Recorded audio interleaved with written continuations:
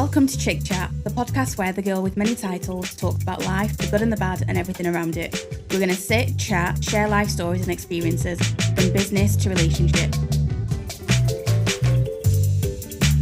Hello, and welcome to another episode of the Chik Chat Podcast. I am joined for the third time today, isn't it? First time you were behind the scenes. Yep. Second time we did the podcast together, and third time today. So this is going to be a continuation of the Dating After Therapy podcast, which was, I think, podcast number 2 or 3. One of them. Second one, I think. There you go. Got a good memory. So today we are going to carry on with some of the questions that we had from last time. We've got them in a little, for people watching and pointing, we're holding it. Got a little jar. And I've also had some questions that have been sent in that might pop up in there that we can also answer. So might as well just get straight into it. Oh, into the questions? I put them in there, yeah, because I just thought, might as well. And the first you need to do is, right, so every week we do win of the week's at the end. In the middle, we ask how you are. And to start with, we ask what your challenge of the week's going to be. So what's your challenge of the week going to be?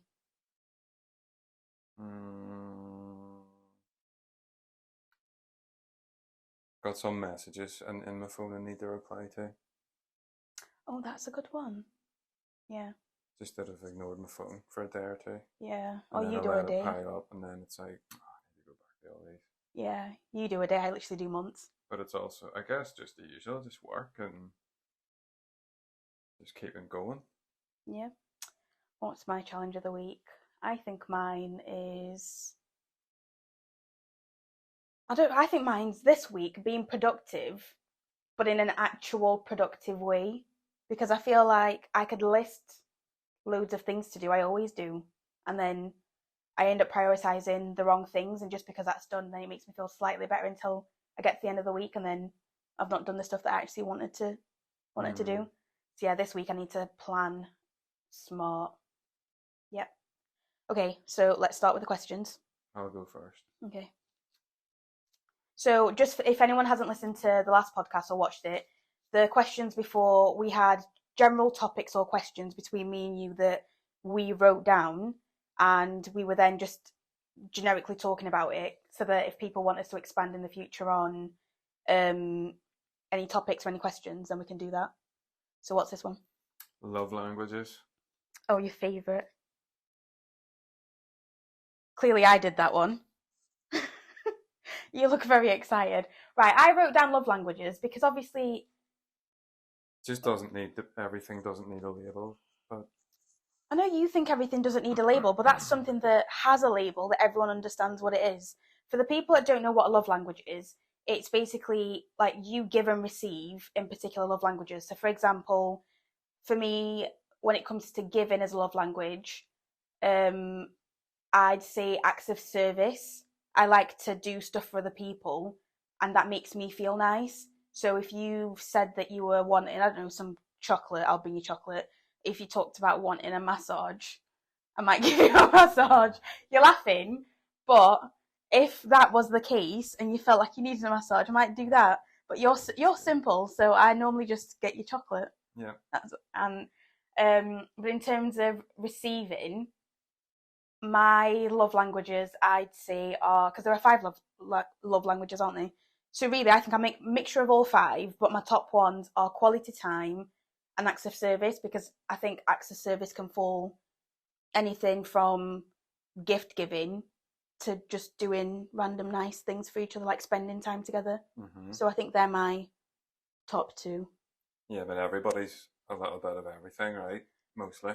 Okay, so right, people don't know. You studied psychology at uni, so you're... But it's... I get, but you just, like, it's just that you said I'm a little bit of everything, but everybody's a little bit of everything. Everyone's a little bit of everything, but a lot of people identify more with one than with a bit of everything. I think the people that identify mostly with a mixture of everything, you're seen as an anomaly. Whereas you're looking at it from the point of view of, you really understand psychology and you know that things change with time, your moods, and so on. So let's remove all of that, which I know you're going to find difficult, and just say, what are your love languages? I don't even know all the names, but I guess I like I like to cook and look after people and whatever that falls under. So acts of service is how you like to give. Yeah. And then in terms of receiving, what makes you feel loved? I guess being thought of. Okay, so is there anything in particular then, just an example for people that might not get it? Well, like you said, I'm easily pleased. Like, I mean, like a bar of chocolate makes my day. Yeah. Do you know what I mean? So it doesn't take much, but I guess even like I hate driving. So if you offer to drive or whatever that means. Yeah, that's true. And I do. Yeah, I drive mostly, and you do most of the cooking. Like, I love to eat, but I'm not a fan of cooking. I love baking. But yeah. But I think...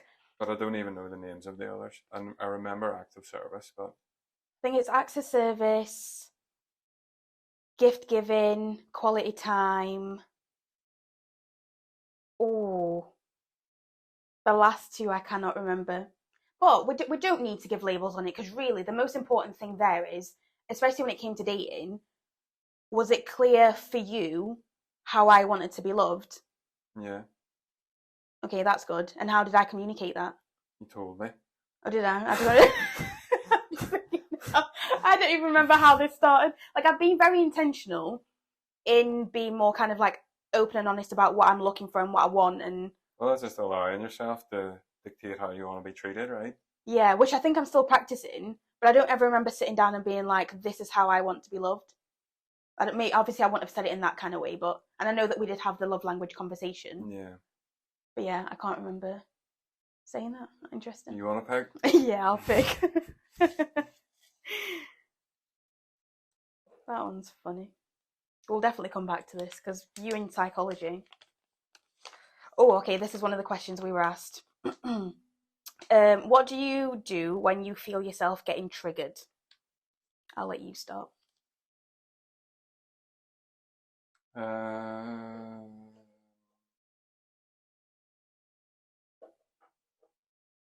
Well, I guess the first, like, if I feel that, like, I guess if I feel my mood is changing or dipping or whatever, like, I'll tell somebody. I suppose, all right, let's keep it in the context then of just our relationship. Okay. So what? I don't understand the question then. So if you're being triggered by something, right, I'll go first. Like first you? Then. No, not me. So I'll go first. So if I was being triggered by something external, how do I react to that? And like, I took that as like, how do I not let it affect our relationship? So I'd say normally when I'm feeling triggered, I practice kind of like listening to my body and listening to myself quite a lot anyway. So if something starts to feel a bit uneasy or I feel like something's wrong, I first try and deduct what's wrong. We both know I'm an overthinker. So when it gets really bad, I do journal and like I write things down. But then I found that in general, I normally do just talk to you about it or pick up the phone or text. But the only time, there being 2 times I can say where it really stands out where I've not known how to approach a subject, and I've not known kind of what to say, and I've just overthink it so much. Is that a word, overthink? I've been overthinking it so much anyway that I didn't even know where to start from. And that's when I just thought, I just need to explain that I don't know what I'm thinking right now. I don't know what I kind of need. I just need you to kind of know what's happening. Yeah. And then you've then just helped me like by listening to me, I guess. And then I've worked things out and there we are. Well, I guess we just talk anyway, don't we? Yeah. I guess we can just say what we need. Yeah, that's and true. I think I even said the other day, like I don't need to talk about things all the time, because like the things that affect me are things that have happened. Yeah. There's nothing currently really that's bothering me. It's just things that have happened already that have talked about the death. So I just need to keep going. I keep like going for a walk or whatever. Yeah. Like that's me. I guess that's my reaction, is like do something like draw or play guitar or whatever. But then I'd say I have taken that as, to you might have talked about it to death, but then on my end, I've not been a part of that process because it was in the past. So I try not to like push too much. I know I can ask you any questions and you answer. You know the story. Yeah, I know the story. But and I guess it's like if my mood is low or whatever, if I'm reacting to something, like it's just an old habit being applied to a new situation or something, or not even. It'll just be that I'm reacting because to something that's already happened. It's just on my mind, or like if something happens, it's while it might be that thing that I'm reacting to, it's also still all the other stuff. Yeah. But it's like, yes, I will talk about it, or like, and if you know, if I feel I need to, or I feel I want to, or you feel that I need to, but like I'll usually react first by doing something practical. Yeah, yourself. Yeah. And to be fair, I think even how like we've kind of set the rules per se with stuff, it's just, I think to me it's just very clear that I can ask you anything at any time. Mm-hmm. You'll answer honestly, so I don't feel like that's not something that worries me, because I can leave you to kind of deal with it. Yeah. I can see how your mood is and how you're dealing with like the week, and then if I think something needs addressing a bit more, then I will bring it up, because obviously then I know that you are like doing your music, going for walks, doing whatever else. So I suppose I only ever ask more questions when I really feel like it's affecting you more. I'm just inquisitive to find out kind of the layers to it, because like I was saying to you earlier, when you tell stories or you're getting information from like family, you'll ask the practical questions, whereas I'm like, I want to know every last little bit of detail. So it's also just finding that balance for me, I guess. Okay. Do another one? Yeah, you go.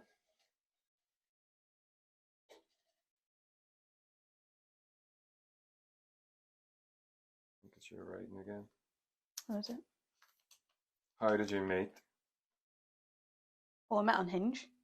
Yeah. Long story short. Not like what did I say? Oh, probably can't say it. I can't even remember what you said, but just the fact that you're smiling like that, probably not. Oh, yeah, I do remember.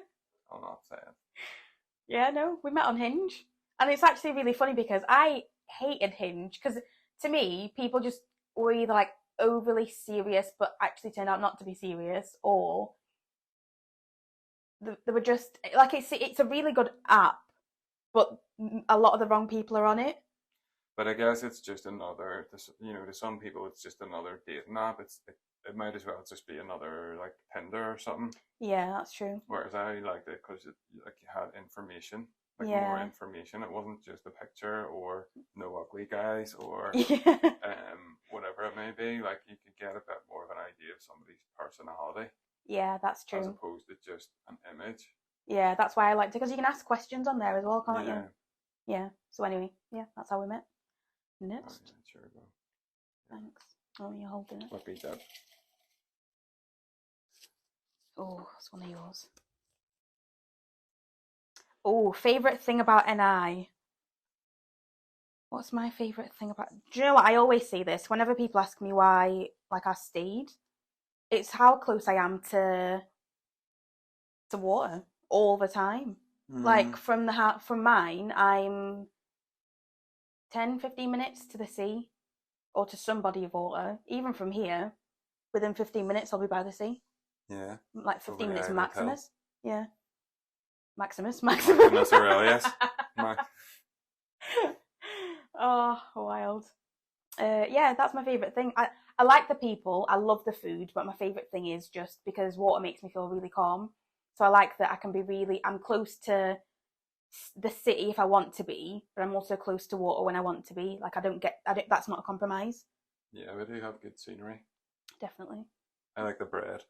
That's your favourite thing about, but you make your own bread? Well, I mean, like the soda bread and potato bread and wheaten bread. Oh, the varieties. Yeah. Nobody does it the same. Yeah, that's true. Like even when I was in Edinburgh, I'm sure I saw like a standard wheaten bread in like the foreign food section in like a supermarket. As is. Something funny like that, yeah. Oh, let's be honest, like, this is foreign land. English people to say like at that wedding, somebody was like, "Oh, I make soda bread," and in my head, I knew they were talking about like soda bread in a loaf tin, as Yeah. opposed to like our soda bread. But I love the scenery, and I love the history and like our cultural heritage, like music and literature and Yeah. all that. Like there's such a rich history to it as well. Yeah, there is. Like even part of parts of it go back to like the Normans, which Yeah. is crazy. Like all 800-900 years ago. Yeah. I think I just focus mostly on food. Yeah. Food and what I can see. But I guess too, like even like vegan and vegetarian food here is getting better too. Yeah, it It is. used to be so bad. I like how many like independents there are here. That's what I enjoyed when I moved, and even with the blog, when I used to go and review places, it excited me here because there were so many independent Yeah, it's good. places compared to chains, and they've kept that up. Like I go back to England now, and there are more independents there, but it's just still like here when you find a really good place. Like this morning, we went for breakfast to not we like mum and dad. Um, we went to number 36 on Belmont Road. Like I've been having the same meal in there for nearly 10 years, and I do not get bored of it just because it's so good. And I've tried other Yeah, things, but so good. I'm not big. We definitely need to go. I know I've not taken you. I took Garrett though, my favourite. Are we doing another one? Yeah, go next. We've Whose done turn is it? 4. My turn. Oh, fried wheaten bread though, just Oh, I don't think I've apropos ever of that. tried fried wheaten So bread. good. Good one. Do you still like the Notebook? Right. Just for a bit of context, The Notebook is one of my favourite movies. Still? Well, I'm not letting you ruin it. Okay. I'm not letting you ruin it. And we've been going through different movies. That you love movies. I've honestly, since we started dating, I don't think I've ever in my life watched as many movies, especially old ones, as I have since we started dating. Like I've always loved movies, but you take it to another extreme. Like every night we watch a movie, at least. And I thought, okay, I'm gonna show him like my favourite movies. Watched Twilight, loved it. Good, yeah. Which I was surprised. And then went to The Notebook, me thinking, okay, this is a bit more kind of realistic. If you love Twilight, then I'm sorted here. And he hated it. I like Absolutely. James Garner though. You like James Garner. Oh. But what annoyed me was, I could then, as the movie started, because we've watched so many, I could feel what you were feeling. So I couldn't watch it the same way, because as I was watching it, I was like, I know where he's going to find plot holes. And you found even extra ones that I did never thought of. Anna worked out the twist at the start. Yeah, right at the start. So I still like The Notebook. Will I be watching it anytime soon again? Probably not, because I feel like if I do watch it again, you will have ruined it. Yeah. So I refuse to accept that, yeah, that's how I feel. Right. Well, we're halfway through. And on that, how are you really doing this week? I guess probably not great. Like mood-wise, not great. I guess like my uncle and that hasn't been well, so that's been on my mind. I guess the good thing is the treatment's now finished. So we can I guess breathe a little bit more easily.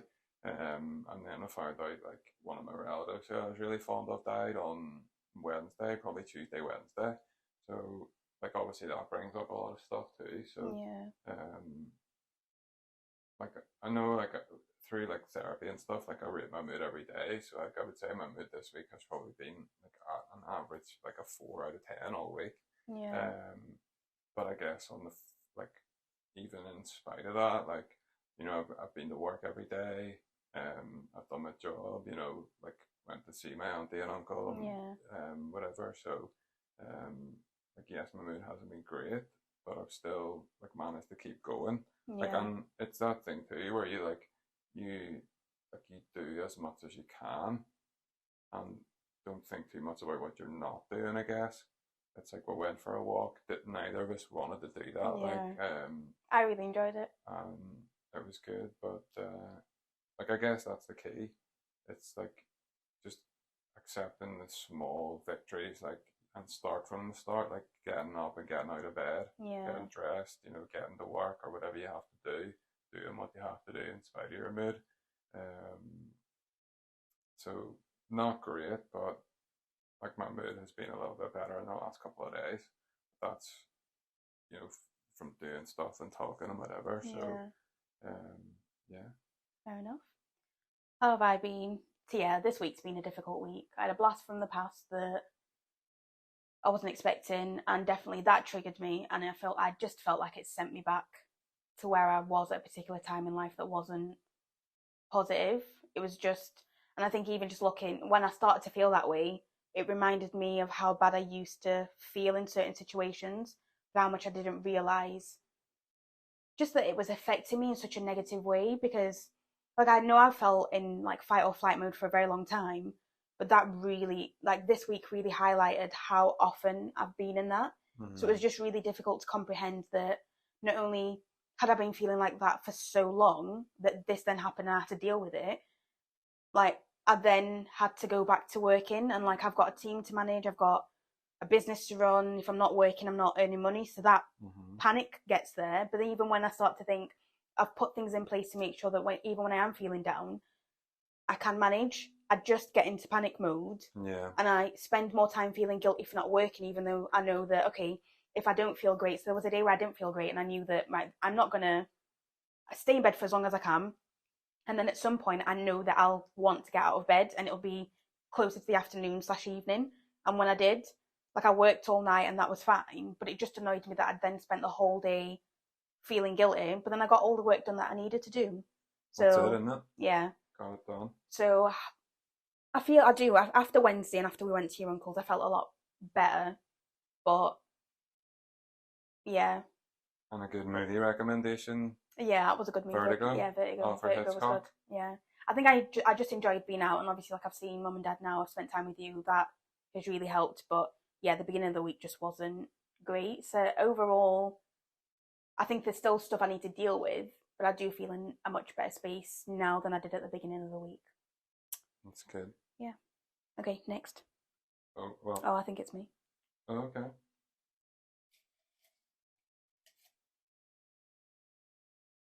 I need another cushion next time we do this. Oh, I just put Bridgerton. Okay.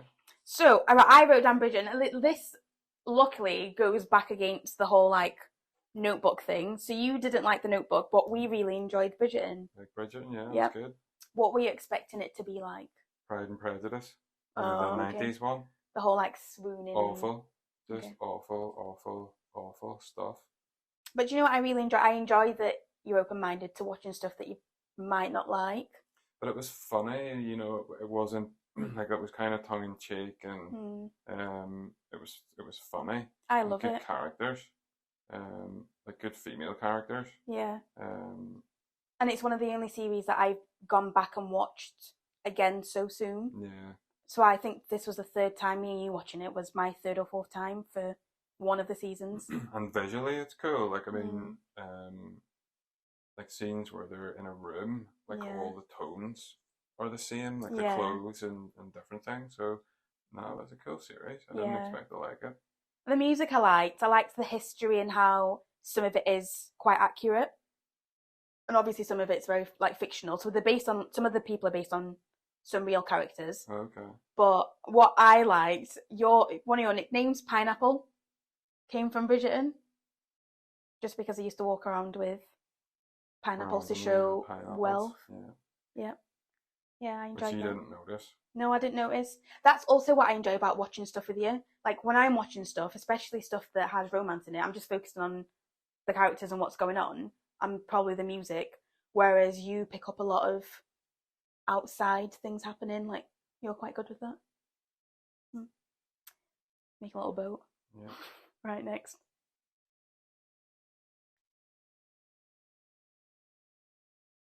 First impression. Am I going first or you? Have we not done this already? No. We might have, but I think we've already covered this. Well, might as well do it again. See if something else comes up. First impression. I think like when I think about the time that the first time we met, the first thing I see in my mind is your smile. Like you seem like a very welcoming person. Oh. And like I remember, I liked what you were wearing and all too. And I'm sure like we had a laugh as well, you know. Yeah, so we did. We talked for ages. No, I mean my first impression was all good. No red flags, as you all like to say. Another label. Yeah. Yeah, mine was. When I think about, so our first date was in Established in town, and I remember walking down the street past, like, there's an Indian, and I just remember thinking, oh, I liked your jacket. Your shoes are the first thing I noticed. Your trainers, you were wearing Nike trainers. I was like, thank God, like, he can dress. And your hair, oh, he's good looking. And then we just sat and talked for ages. But one of the first things that I remember from like the whole day, obviously, like, we finished like having our coffee and whatever else, and we went and just sat and talked for ages. But then I was parked on like the complete opposite end of town, and you walked me back, even though you were like round the corner from your bus stop. And I thought that was really nice of you, because you didn't need to do that. Yeah, first impression, gentleman. I do remember thinking, oh, she doesn't like coffee. It's not that I don't like coffee. It was just funny. Like, Yeah. we went to like a place that's renowned for their coffee. Yeah. And I just sort of assumed you would like coffee. I love the smell. I love cafes. I think that's what it is. I love the smell. I love the aesthetic of a cafe. And I do, like, once in a while, I do crave coffee, but it'd just be black coffee or like an iced coffee that has some kind of flavour in, and you don't like iced coffees. Nah, so we're just, again, the complete opposite end of the spectrum. Next.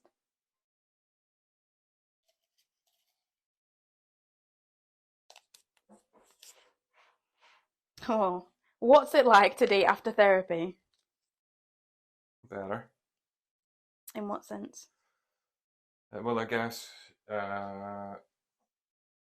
you sort of realize, I guess, mistakes, if for want of a better word, from previous relationships.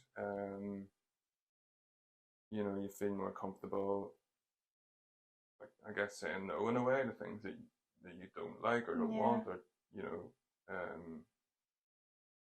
and it's just, I guess, as a man, it's just easier to talk.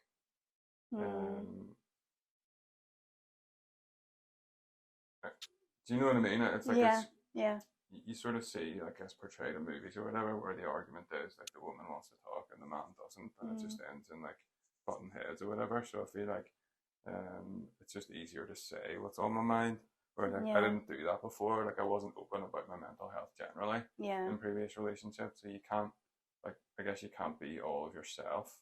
Yeah. Like, that person then doesn't really know who you are too, really. And then it's like you're dancing around things, like your behavior and what that other person's thinking, and it's like you learn to understand your own thoughts as well, and the things that aren't really helpful. But I think for you as well, you can differentiate between your emotions.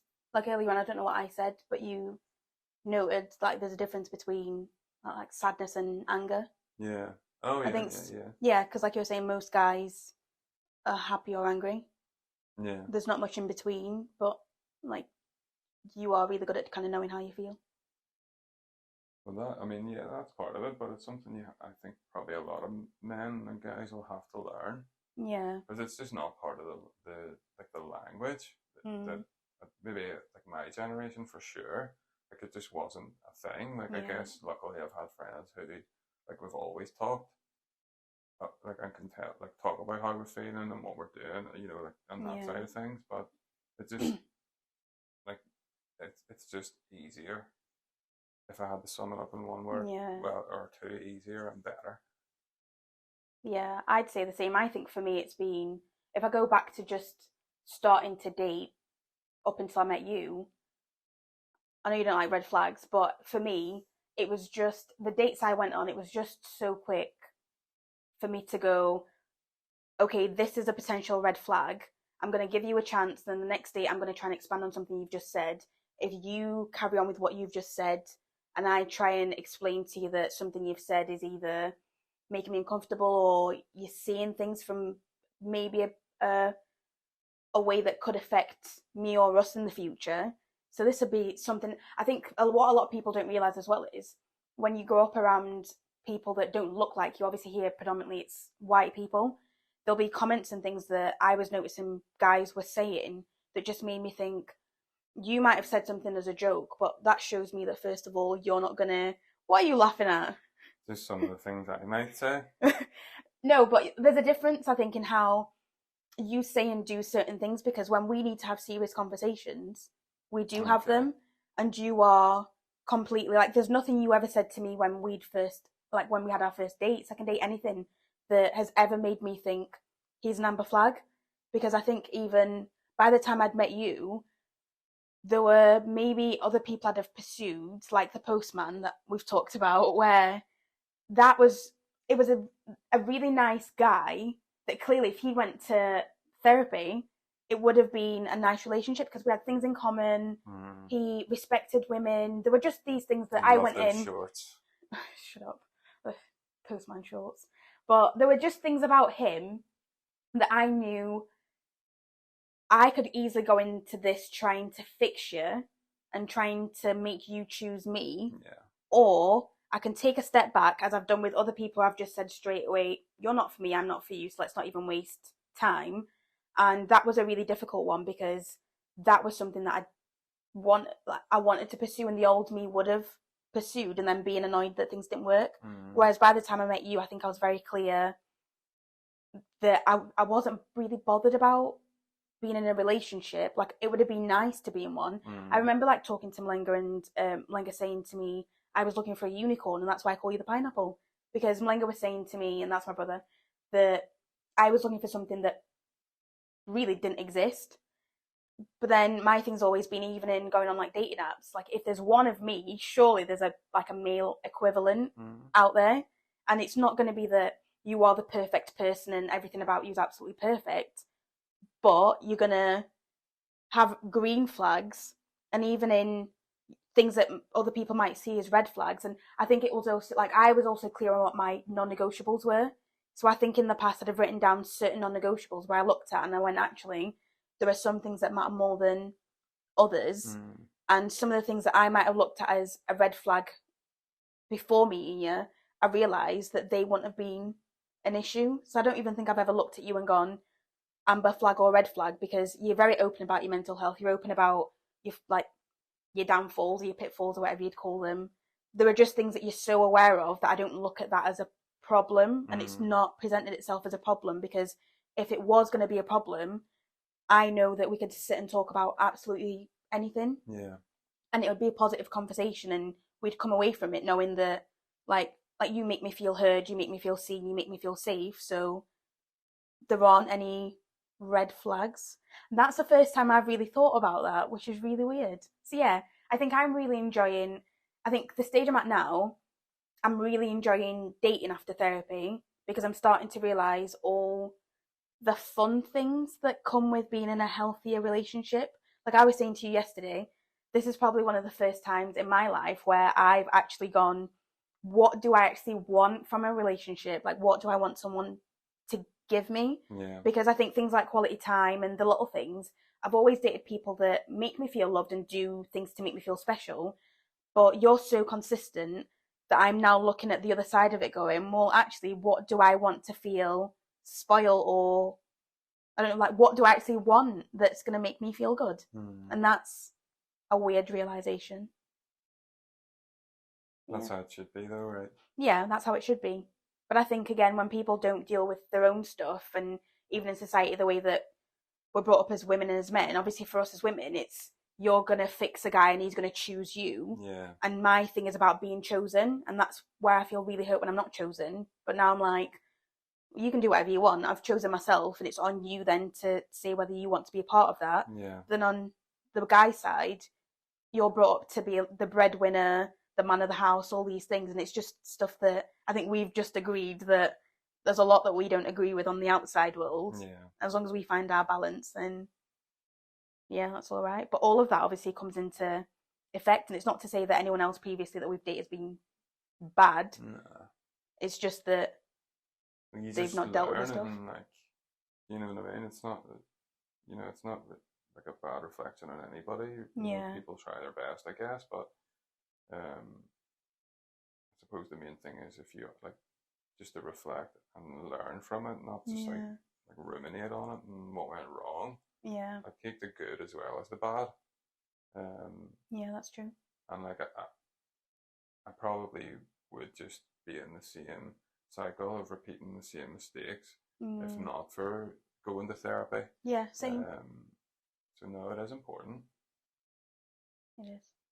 Yay. And that's the end of this podcast. So we are going to finish it off with our win of the week. Do you want to go first, or shall I? It's your smile. Win of the week. I can go first if you want to think. Okay, you go first. Okay, my win of the week has literally this week been surviving and setting very firm boundaries, because I think, like I said, I got news that I wasn't expecting, but for me it was being clear that I didn't want to get involved in that and go back into that. I knew that myself, but even just setting that boundary and saying, okay, I've talked to you about this and I'll help you however you need, but these are my boundaries and this is where I'm being firm that I don't want particular things to happen. So I think that's the first time I can see that I've done that so easily and not, like, I did feel guilty, but then when I thought about it, I was like, well, why should I feel guilty? So that's my win of the week.